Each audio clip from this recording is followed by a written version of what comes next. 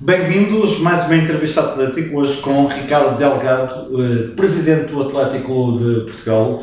Ricardo, bem-vindo. Obrigado. Primeira, direi, aventura da tua vida como presidente de um grande clube. Hoje, olhando para trás, assumias mais uma vez essa candidatura como assumiste há 4 anos? Sim, claramente assumiria. Acho que o que nos trouxe aqui, não só a mim, mas como estes órgãos sociais, sempre disse desde o início que o Atlético precisava não só de uma direção, mas de uma equipa de trabalho. E o que nos trouxe aqui foi claramente salvarmos o Atlético. O Atlético estava numa situação desportiva e financeira gravíssima. Por isso, o dever foi esse, foi ajudar a salvar um histórico e faria exatamente... Estaria aqui tal como estou, com o mesmo empenho e dedicação. Estamos aqui perante uma entrevista que hoje também tem muito a ver com aquilo que é o panorama atual do clube. Há muita questão, muita gente a questionar aquilo que tem sido o Atlético. Diz-me uma coisa, 7 pontos, estamos aqui a falar da equipa sénior. Nesta altura, a 7 pontos da liderança, era aquilo que esperavas? Não era aquilo que nós esperávamos ou trabalhámos para, mas é a realidade. Eu acho que ainda é possível, são 7 pontos, não fazendo analogias ainda no campeonato principal de Portugal, aconteceu isso há bem pouco tempo, que o primeiro lugar tinha 7 pontos. A verdade é que não estamos onde gostaríamos de estar, mas eu acredito que ainda é possível. Temos agora um jogo importantíssimo, que é o jogo do próximo domingo, em que o primeiro e o segundo lugar se defrontam, e se o Atlético vencer, estamos novamente na luta. E independentemente disso, ainda faltam 11 jornadas, são 7 pontos, bem sei, é um campeonato super competitivo, mas eu ainda acredito que seja possível e acho que vamos estar para o ano, vamos estar em junho a festejar a subida do Atlético ao Campeonato de Portugal. Saída de Carlos Alves, entrada do Luís Santos, como é que avalias o desempenho nesta altura e olhando também para aquilo que é o dia-a-dia do sócio do Atlético?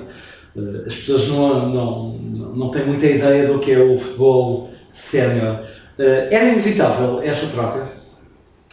Infelizmente era, não é? Eu digo, e isto sempre fui claro para todos, quer para o Carlos Alves, quer para o Luís Santos, que o Carlos Alves era o nosso plano A. O Carlos Alves, o Atlético está-lhe grato pelo bom desempenho que fez a época passada, pelo início da época que fez este ano, e o Atlético estará sempre grato e o Carlos Alves estará sempre ligado a este ressurgimento do Atlético no panorama do desporto nacional. A verdade é que tornou-se inevitável, não é? Uma série de maus resultados, o não estarmos no lugar que trabalhamos e que queremos, fez com que no futebol, e esta é a realidade do futebol, o mais fácil é sempre a mudança do treinador. Umas vezes corre bem, umas vezes corre mal. Aqui a questão é que nós, direção e clube, tínhamos que fazer alguma coisa. Pronto, e fizemos. Obviamente. Quando há uma decisão como essa, de técnico, mudança de técnico,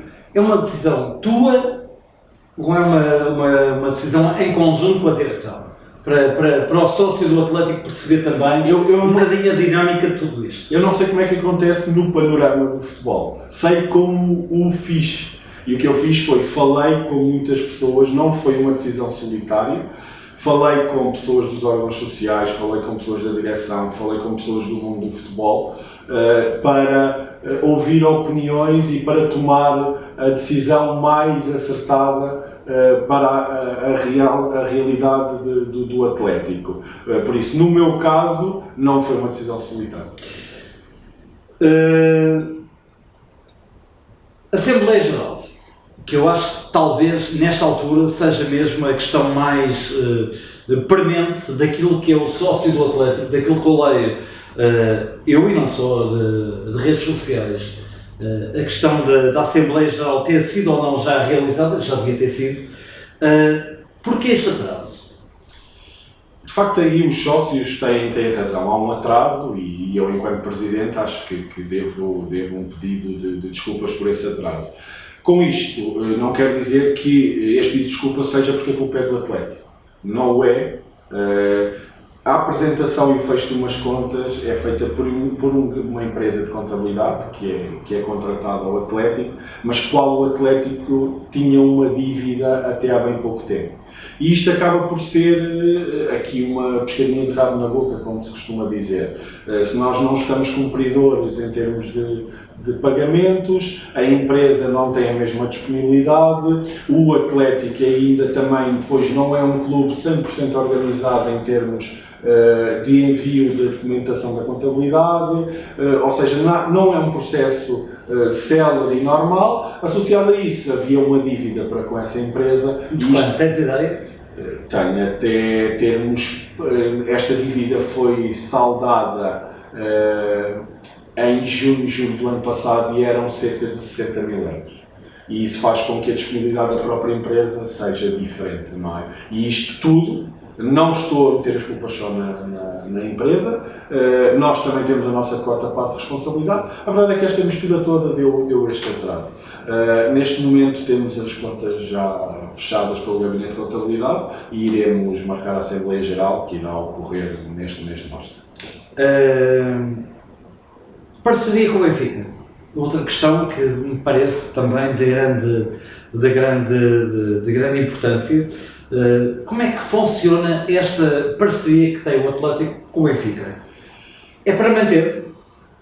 Esta parceria basicamente é um protocolo que está assinado e que está à disposição de consulta dos sócios se quiserem na Secretaria do Atlético. É um protocolo e isto é uma pergunta pertinente que eu também terei todo o gosto em explicar na Assembleia Geral, que os sócios confundem o aluguer que o Benfica faz do pavilhão com o protocolo que existe, e são duas coisas completamente diferentes. O protocolo que existe assinado é a 5 anos, sendo que estamos no nosso segundo ano, ainda existe mais 3 anos de protocolo, e que consiste somente na utilização do estádio da Tapadinha pelo futebol sénior feminino do Benfica. A forma de pagamento dessa mesma utilização é em melhoramentos do complexo. O relevado foi colocado ao abrigo desse protocolo, a mudança da caldeira e o que beneficiamos com a redução de consumos em relação à caldeira. Quando se fala em termos práticos, que é aquilo que eu acho que me parece também muito evidente, em termos de dinheiro, quando falas na mudança de caldeira, quanto é que o Atlético poupou nessa questão? Eu posso dizer, para teres uma ideia, poupou cerca de 2.000 euros mês.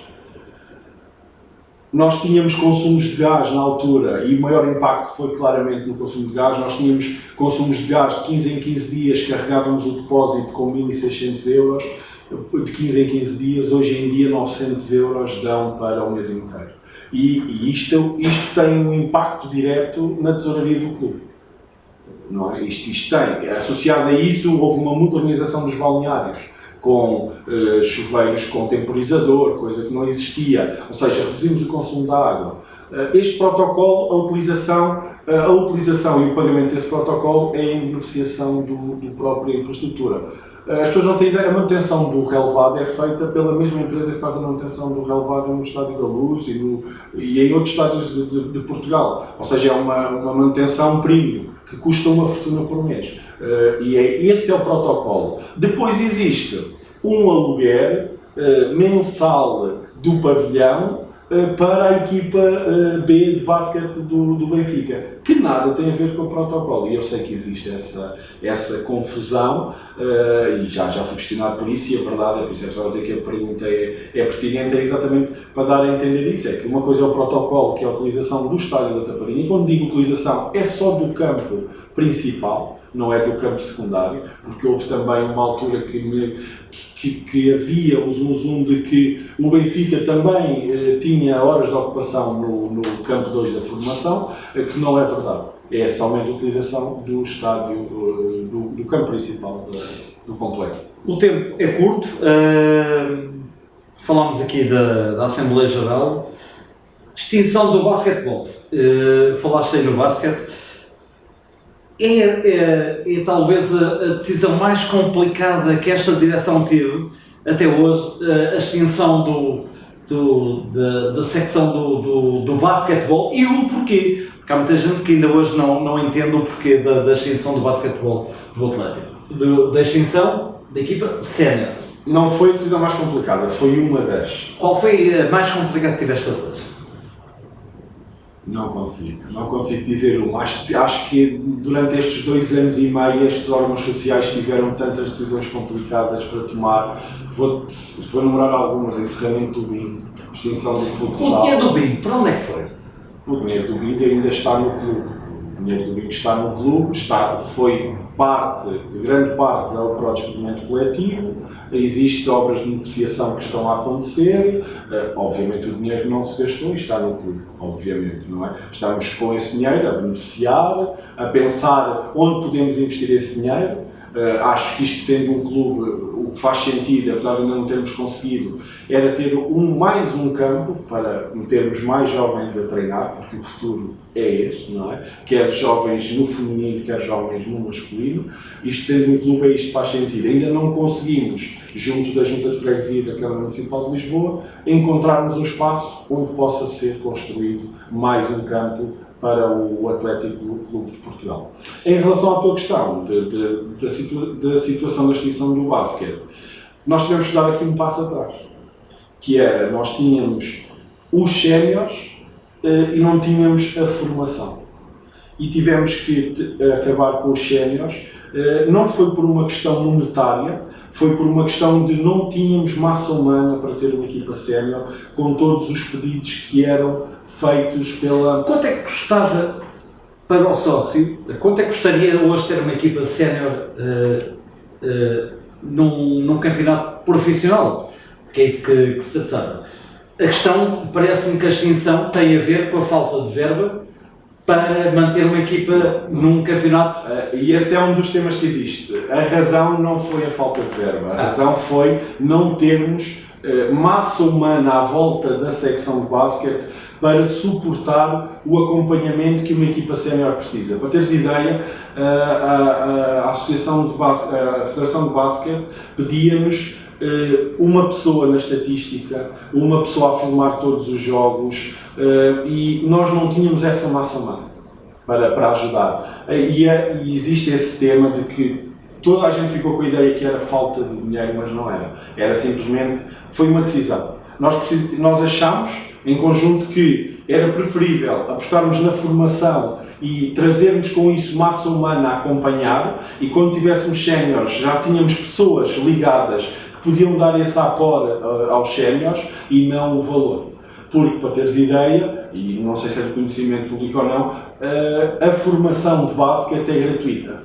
E isso existe. O budget que nós tínhamos para os séniores foi canalizado para darmos condições à formação para poder ter a formação gratuita. E hoje em dia é raríssimo tu encontrares em Lisboa, quiçá em Portugal, teres a formação, quer seja de basquete ou de futebol, ou de vôlei ou de outras modalidades, ser gratuita para as crianças.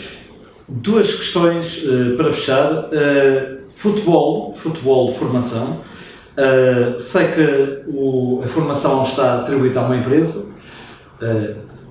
Os séniores não, pertencem ao clube. Para quando?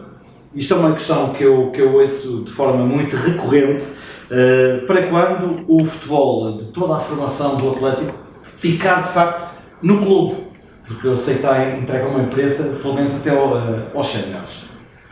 Essa decisão ainda não está tomada. É uma decisão que nós estamos a discutir nas reuniões que temos, que é qual é que é o futuro a dar à formação. O que é facto é que nós temos de estar gratos à empresa a qual adjudicámos essa gestão, ajudou-nos ao longo deste percurso. Neste momento, estando a findar o contrato com essa empresa, temos que tomar essa decisão. E a decisão é continuar com esta empresa, existem outras empresas interessadas, ou voltarmos com a formação para o próprio Atlético. A decisão ainda não está tomada, estamos nós próprios ainda a reunir, a ver os prós e os contras de cada uma das opções, mas obviamente temos interesse em que esta decisão seja tomada, porque o tempo começa a ficar curto para preparar já o início da próxima época. Por isso essa decisão ainda não está tomada e lá está, é uma das decisões difíceis que temos de tomar ainda. Globalmente, 1 a 5, como é que avalias o teu mandato? Não serei a melhor pessoa para fazer essa avaliação. Eu diria que poderia ter feito coisas melhores do que fiz, mas a gestão e gerir e ser presidente de um clube implica decisões. E nós somos humanos, cometemos erros, por isso não consigo dar uma votação a mim próprio, não sou bom a fazer isso. Digo-te que se fosse hoje faria coisas diferentes, mas iria cometer erros na mesma. Uma recandidatura é garantido?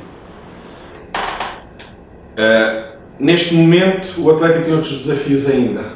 As eleições são em maio, ainda temos aqui 3 meses, o Atlético ainda está a lutar para subir aos campeonatos nacionais, ainda há decisões estratégicas que têm que se tomar no Atlético, para que o Atlético continue a ter este futuro. O Atlético neste momento tem um futuro, quer seja comigo como presidente, quer seja com outro presidente. Se o caminho for este de lucidez, de perceber qual é que é a realidade hoje em dia do Atlético, o Atlético, tal como eu disse no início desta entrevista, há 2 anos e meio estava numa situação, quer desportiva, quer financeira, gravíssima. Neste momento o Atlético tem condições, tem receitas próprias e tem condições para ter um futuro à sua frente. Têm que ser tomadas decisões, essas decisões são agora, não são lá à frente nem lá atrás, são agora. Por isso, a recandidatura, ainda temos tempo, ainda temos desafios, temos vitórias, falaremos mais à frente disto. Ricardo Delgado, entrevista, presidente do Atlético de Portugal, nesta entrevista que me parece que foi, sobretudo, importante também para definir um bocadinho daquilo que é o atual panorama do clube e o futuro também do Atlético.